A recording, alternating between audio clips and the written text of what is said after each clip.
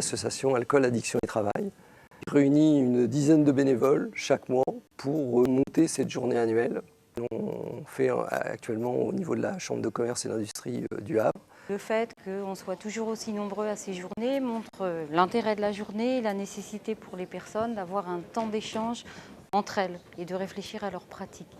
Ce qui a été très positif dans les interventions de ce matin, les sujets sont choisis effectivement en lien avec les préoccupations, l'actualité juridique et les sujets que l'on souhaite amener par rapport à la pratique des participants. Ça a été la grande complémentarité des différents intervenants.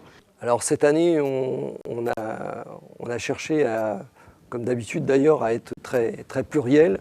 C'est-à-dire qu'on a un atelier sur le cannabis et le travail. Comment est posée la question du cannabis, substance illicite dans le monde du travail.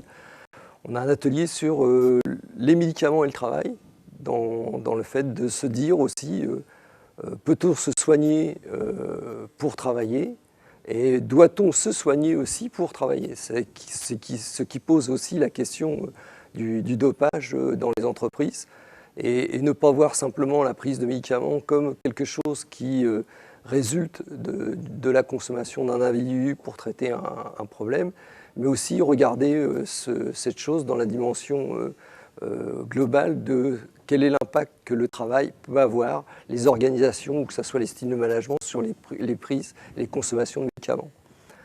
Un autre atelier va s'intéresser à comment on peut réguler les consommations, comment on peut prévenir les usages de substances psychoactives par le travail. C'est-à-dire quelle est la fonction régulatrice que le travail peut amener, quel est le cadre que le travail peut amener dans ces consommations. Et notre dernier atelier, quelle est la fonction du dépistage dans les entreprises? Quel est le rôle que le dépistage peut tenir?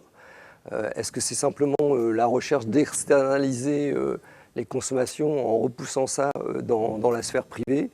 Et comment les entreprises peuvent se saisir de ces dépistages pour faire des véritables actions de prévention? L'organisation des ateliers, c'est vraiment quelque chose auquel on tient beaucoup dans nos journées, puisque c'est un temps d'échange en petits groupes, un vrai temps d'échange sur les pratiques, sur des thématiques encore qui concernent des préoccupations des participants, au cours desquels on ne va pas chercher forcément à faire changer les personnes d'avis, mais amener un éclairage, une autre façon de regarder la problématique évoquée, et aussi un échange entre les participants. C'est aussi souvent un des rares moments dans les pratiques professionnelles où les personnes peuvent parler de leur réalité et des sujets qui les préoccupent ou sur lesquels ils ont vraiment envie de témoigner. Donc c'est vraiment quelque chose auquel on tient et qui est un des temps forts de la journée, sur des sujets que l'on choisit aussi en fonction des préoccupations chaque année.